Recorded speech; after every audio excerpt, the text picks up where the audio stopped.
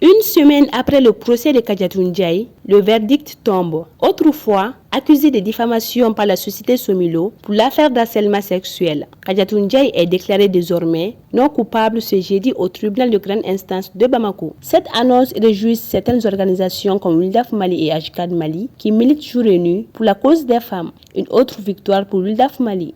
Nous nous réjouissons de ce verdict et nous pensons que réellement le droit a été dit parce que toute la latitude a été donnée au juge de pouvoir décortiquer ce dossier-là.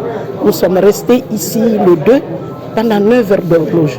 Ça veut dire que quelque part, il y a une vérité qui a surgi dans les propos de Kadiatou. Nous avons voulu la soutenir vraiment pour que la vérité puisse éclater. Nous n'étions pas dans une situation de règlement devant les juridictions.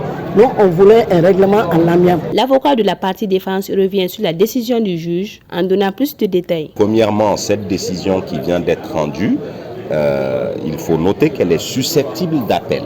Donc, ça n'est pas une décision définitive.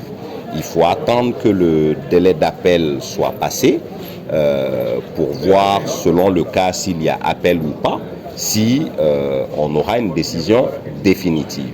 Et par rapport aux dénonciations faites par Madame Ndiaye, ça ne relève pas du tribunal correctionnel, mais plutôt du tribunal du travail. C'est pour ça que je dis j'ai l'impression qu'on s'est trompé de procès, en tout cas pour une grande part de l'opinion publique.